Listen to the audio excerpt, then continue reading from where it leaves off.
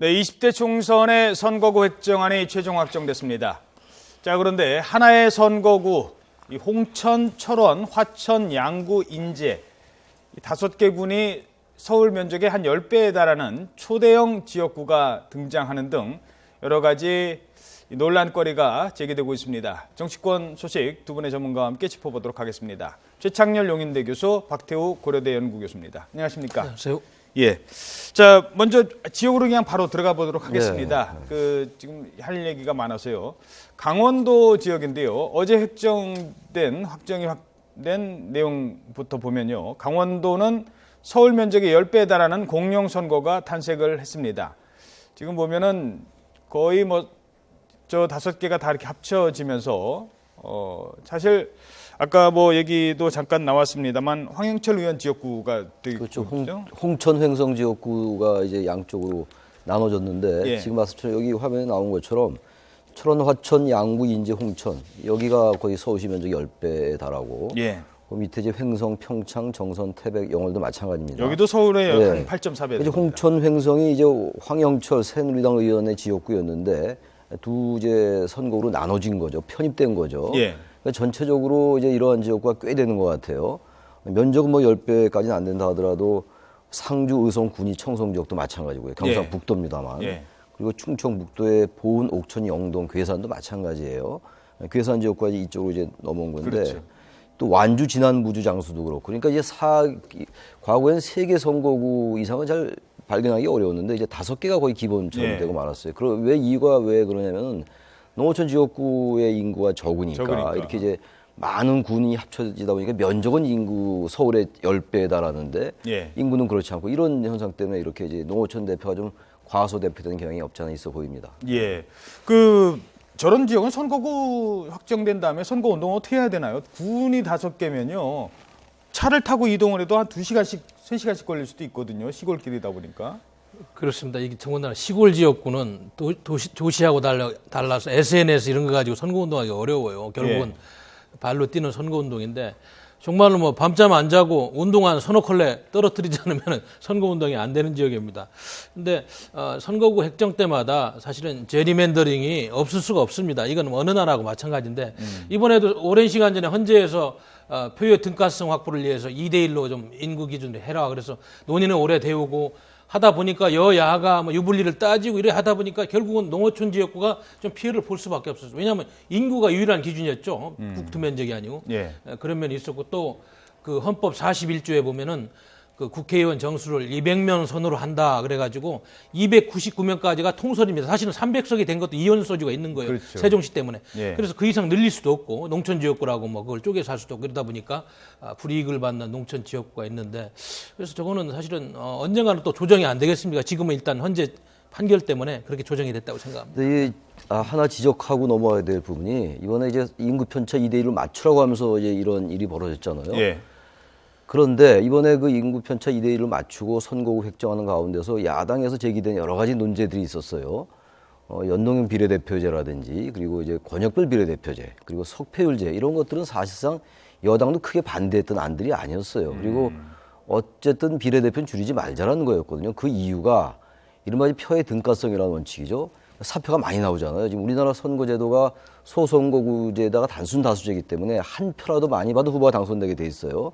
그렇게 된다면 다른 후보에 대해 표를 던진 그 표는 전부 죽은 표가 되는 거거든요. 이른바 사표라고 하는 그것을 방지하기 위해서 여러 가지 제도적 보완이 나왔던 건데 비례대표는 결국 줄고 결국 인구 편차 2대1로 맞춰야 되고 지금 말씀처럼 300명을 넘으면 안 되고 하다 보니까 이렇게 되다 보니까 선거 개혁 논의는 완전히 실종된 결과가 되고 말았고 예. 그래서 이런 것들은 다음 20대 때 어떻게든 개혁을 좀 해야 되지 않느냐 이런 생각을 합니다. 예. 여야가 이번에 사실은 한 석이라도 양보를 안 하려고 한 흔적이 어디서 보이냐면 수도권 10석이 늘어났는데 사실은 그거를 좀 자세히 분석해 보면은 10석 중에서 한 4석이 여권에 좀 유리하고 6석이 야권에 유리하다. 대신에 비례대표가 지금 6석이 줄었잖아. 이건 또 야권한테 불리하고 여야가 마지막까지 의석수를 놓고 좀 고민한 흔적이 보입니다. 사실. 예, 알겠습니다.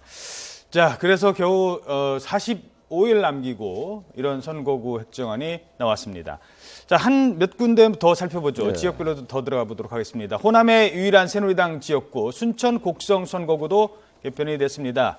자, 순천에서 곡성이 떨어져 나갑니다. 그래서 광양곡성구례, 그래서 광양구례의 우윤근 의원 여기 지역구인데요. 이곳에 곡성이 고향인 이정현 의원 지역구가 넘어가게 된다라는 분석인데 이건 어떻게 분석하시겠습니까? 그래서 이정현 의원이 곡성이 고향이잖아요. 예. 근데 곡성의 인구가 그렇게 많지가 않아요. 3만 정도밖에 안 되니까 이제 곡성군보다는 이제 이정현 의원은 곡성 구례 광양 쪽으로 가게 되면 우윤근 의원하고 이제 싸워야 돼요. 예. 대단히 부담스럽겠죠. 그래서 순천 쪽을 택한 것 같습니다. 고향은 곡성인데 근데 곡성의 인구가 적으니까 차라리 순천 쪽으로 택하겠다라는 건데 이 부분도 이제 이정현 의원이 새누리당으로 유일하게 호남 지역에서 지금 선거구를 가지고 있는 지역이잖아요. 예. 이 부분도 이제 관심의 대상입니다. 예. 자, 그리고 경북 지역 선거구도 보면 여기는 또 새누리당 내 경선이 치열할 것으로 생각이 되는 곳입니다. 3선의 장윤석 의원 지역구, 영주, 그리고 재선의 이한성, 문경 예천의 지역구, 여기가 이제 합쳐지는데 여기에다가 예비 후보 최교일 전 중앙지검 검사장까지 출마를 선언하고 지금 열심히 뛰고 있습니다. 이 세 사람의 경합, 여기도 좀 관심을 끌 것 같아요. 그렇습니다. 기존의 현역 의원 중에서 많은 인구를 관할했던 분이 가장 유리할 수밖에 없고요. 어차피 경상도는 결국은 이제 새누리당의 공천 방식이 어떻게 정해지느냐, 과연 7대3을 유지하느냐, 아니면 100% 여론조사를 하느냐, 또 시골이라는 그런 특성, 농민들의 그런 의식이라든지 이런 것이 이제 합해져서 결정이 되는데 결국에는 제가 보기에는 기존에 가장 많은 지역을 차지했던 의원께서 많이 유리하게 투표가 진행될 것 같고요. 그다음에 아까 그 이정현 의원 같은 경우 첨언을 드리면은 지금 순천이 독자적인 지역구 인구가 제일 많습니다. 28만이 좀 넘는. 그리고 그분이 뭐 외가가 거기에 있고 중학교를 다녔다니까 그래도 상당히 불리하죠. 곡성의 고향인데. 근데 이런 것들도 보면 좀 선거 획정 과정에서 여러 가지 변수가 좀 있습니다. 예. 다음은 부산을 보도록 하겠습니다. 정의화 국회의장 지역구인데 이곳은 이제 없어집니다. 서구, 동구, 중구, 영도구인데요. 원래 정의화 의장 지역구는 동구, 중구였습니다. 중동구였는데 김무성 대표의 지역구인 영도구로 합쳐지고 또 유기준 의원의 지역구인 서구로 또 이렇게 합쳐지게 되지 않습니까? 여기는 완전히 쪼개지면서 사라지게 됐죠. 이 부분은 어떻게 분석하시겠습니까? 그러니까 지금 중구 동구가 원래 이제 정의화 국회의장의 지역구였어요. 그런데 이 부분이 지금 설명처럼 영도구로 중구는 편입됐고 예. 동구는 이제 서구로 편입돼서 서구 동구가 한 선거구가 되고 중구 영동구가 한 선거구가 된 겁니다. 그러니까 결국은 뭐 부산 정의화 의원의 지역구는 완전히 이제 사라지게 된 거죠. 아까 황영철 새누리당 의원의 지역구가 이제 홍천 횡성이 갈라진 것 같은 경우라고 봐야 되겠습니다. 예. 자, 뭐 이 밖에 또 혹시 관심을 갖는 지역이 있다면 이번에 그 선거 일정에 어디를 좀 짚어보시겠습니까? 저는 아무래도 이제 제가 충청도 출신이다 보니 대전 쪽을 보니까 유성이 좀 풍부가 돼서 지금 거기가 여야가 앞을 보이지 않는 아주 팽팽한 지역거든. 대전 자체가 유권자 성향이 지금 여와 야 어느 한쪽이 유불리를 따지기 어렵고 그래서 거기도 지금 여야 간에 굉장한 그런 의석 싸움이 예견되는 곳이다. 예. 그리고 제가 지금 눈여겨본 거는 충청도에서 이번에 아시다시피 충남에서 한석이 늘고 또 대전에서 유성에서 증구가 되고 세종시는 원래 있었습니다만 그래서 충청도의 그 표의 등가성이 많이 확장이 돼서 수도권에도 많이 영향을 미친다. 왜냐하면 원적지 기준으로 볼 때 충청도가 차지하는 전체적인 유권자 성향이 한 27% 정도 된다. 호남은 25%, 경상도는 31%. 이렇게 볼 때 지금 충청권의 표심이 이번 수도권까지 올라오면서 많은 영향을 미친다. 저는 그걸 한번 그래서 말씀드리겠습니다. 이제 여러 선거구를 논의하고 있습니다만 얘기를 하고 있습니다만 괴산 지역 같은 경우는 지금 총선 보이콧해야 되는 거 아니냐라는 보훈호청 얘기를, 영동에 편입이 됐죠. 영동에 편입이 됐죠. 그런 얘기도 나오고 있고 또 어떠한 선거구는 헌법소원 제기해야 된다라는 얘기까지 나오고 있어서 예. 선거구 획정이 상당히 늦춰지면서 하기야 뭐 이번만 그런 건 아닙니다. 지난 19대 때도 44일 전인가 49일 전인가 이렇게 확정됐거든요. 예. 이러한 것들이 이제 후폭풍이 얼마나 거셀지 그리고 총선이 끝난 다음이라도 선거 무효소송 이러한 것들은 좀 불가피하지 않냐 이렇게 생각이 됩니다. 예. 이게 이제 상임위는 통과가 됐고 본회의만 남았는데 지금 현재 이제 필리버스터가 진행 중입니다. 뭐 필리버스터를 아직까지는 여야가 지금 테러방지법 때문에 맞서고 있는데 어떻게 전망하십니까? 근데 뭐 안행위는 어젯밤에 총괄되고 오늘 법사위에 좀 빨리 총괄을 거쳐서 본회의를 가야 되는데 필리버스터링을 과연 멈출 것인가? 김종인 비대위원장은 자기는 그걸 원내대표한테 맡기면서 한 발 물러서고 있어요. 그래서 지금 이종걸 원내대표 하는 이야기가 뭡니까? 테러방지법을 통과하려면 정보위원회를 좀 상설화해서 좀 제도적 장치를 마련하고 그럼 그다음에 네. 감청 요건을 좀 완화하자.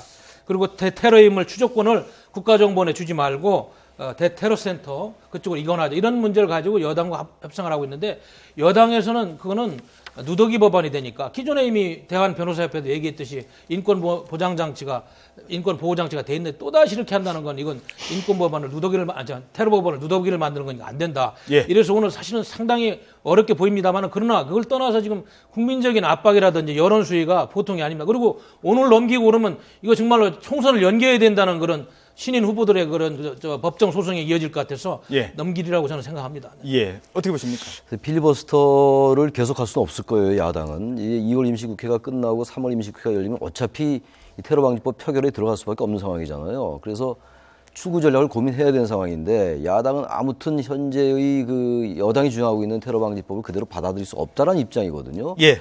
그래서 지금 뭐 설명을 했습니다만 어느 정도 여야가 좀 뭐 명분을 서로 주고 협상을 해서 일단 오늘 필리버스터 중단하고 예. 그리고 이제 선거법 처리에 들어가야 되지 않느냐 이렇게 보여집니다. 알겠습니다.